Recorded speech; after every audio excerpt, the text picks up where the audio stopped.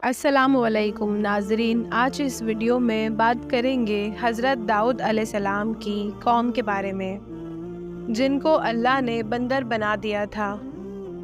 इनकी तादाद तकरीबन 70,000 के करीब थी। इस वाक़ये में उन लोगों के लिए एक बड़ी इबरत है कि जो शरई है काम को बातिन करने और उन्हें अपनी ख्वाहिश के मुताबिक डालने के लिए तरह तरह के गैर शरई काम सर अंजाम देते हैं। उन्हें इस बात से डरना चाहिए कि कहीं इनकी भी शक्लें ना बिगाड़ दी जाएं। हज़रत अबू हुरैरा रज़ी अल्लाह ताला अन्हो से रिवायत है, सरकारे दो आलम सल्लल्लाहु अलैहि वसल्लम ने इरशाद फरमाया, जैसा यहूदियों ने किया तुम इस तरह ना करना।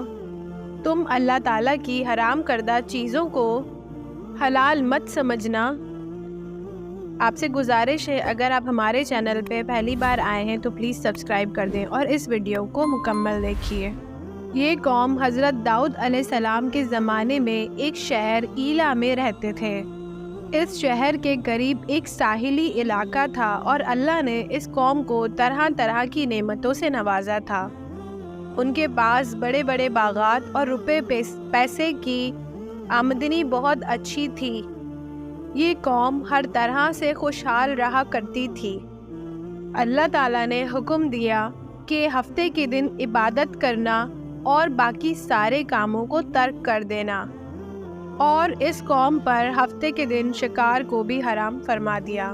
जब अल्लाह ताला ने उनकी आजमाइश का इरादा फरमाया तो हुआ कुछ यूँ कि हफ्ते के दिन ही दरिया में बहुत ज़्यादा मछलियाँ आ जाती थीं और ये लोग पानी की सतह पर उन्हें देखते थे, और जब इतवार का दिन आता तो मछलियाँ नहीं आती थीं। शैतान ने उनके दिल में वसवसा डाला कि तुम को मछलियाँ पकड़ने से मना किया गया है, लिहाजा तुम ऐसा करो कि दरिया के किनारे बड़े बड़े हौज़ बना लो और हफ्ते के दिन उस दरिया से हौज़ों की तरफ नालियाँ निकाल लो।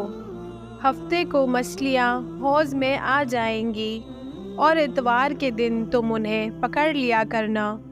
चुनाचे उन लोगों ने यही किया कि दरिया के किनारे बहुत से गड्ढे खोदे और हफ्ते की सुबह को दरिया से उन गड्ढों तक नालियाँ बना दीं, जिनके ज़रिए पानी के साथ आकर मछलियाँ गड्ढों में कैद हो जाती और इतवार के दिन उन्हें निकाल लिया, और ये कहकर ख़ुद को तसल्ली दिया करते थे कि हमने हफ्ते के दिन तो पानी से मछली नहीं निकाली, और फिर वो उन मछलियों को पकड़ा करते और खाया करते थे और नमक को लगाकर बेचा करते थे।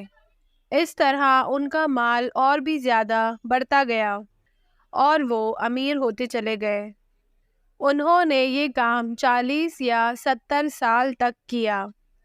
उन पर कोई अज़ाब नहीं आया, लेकिन उन्हें ये खौफ भी था कि उन पर कोई अज़ाब ना आ जाए।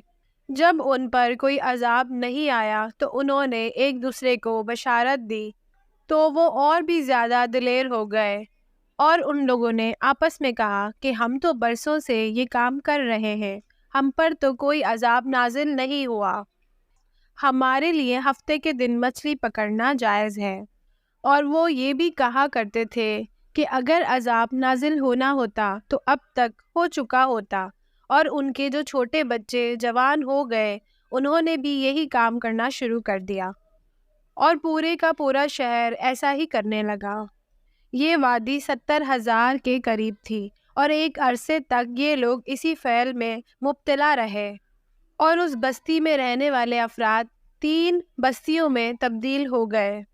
उनमें एक ऐसे लोग थे जो हफ्ते के दिन मछली का शिकार करने से बाज नहीं आते थे, और 1/3 ऐसे लोग थे जो हफ्ते के दिन शिकार करने से मना करते थे, और एक ऐसे लोग थे जो खुद खामोश रहते और दूसरों को मना ना करते थे, और मना करने वालों से कहते थे कि ऐसी कौम को क्यों नसीहत करते हो जिन्हें अल्लाह अज़्ज़ा वजल हलाक करने वाले हैं।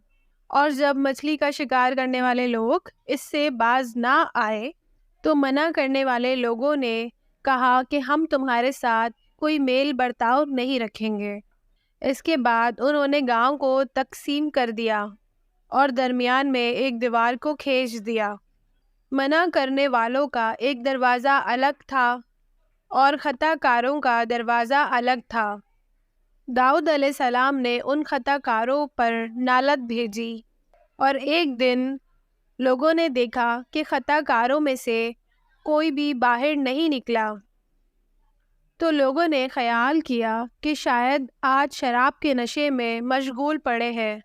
چنانچہ انہیں دیکھنے کے لیے لوگ جب دیوار پر چڑھے تو وہ لوگ بندروں کی صورتوں میں نظر آ رہے تھے۔ اب یہ لوگ دروازہ کھول کر اندر داخل ہوئے تو وہ بندر اپنے رشتہ داروں کو پہچانتے اور ان کے پاس آ کر ان کے کپڑے سونگھتے تھے، اور یہ لوگ ان بندر ہو جانے والوں کو نہیں پہچانتے تھے۔ ان لوگوں نے بندر ہو جانے والوں سے کہا، کیا ہم لوگوں نے تمہیں اس کام سے منع نہیں کیا تھا؟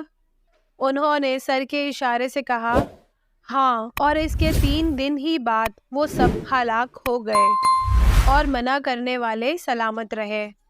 اور جنہوں نے خاموشی اختیار کی تھی، اس سے معلوم ہوا کہ یہ لوگ مچھلی کے شکار پر بالکل راضی نہ تھے، لیکن ان لوگوں کو سمجھاتے اس لیے نہیں تھے کہ ان کے ماننے کی امید ہی نہیں تھی۔ اس سے بظاہر یہ سمجھ آتا ہے کہ یہ لوگ بھی نجات پا گئے تھے۔ قرآن مجید میں بھی آیا ہے کہ دھتکارے ہوئے بندر بن جاؤ۔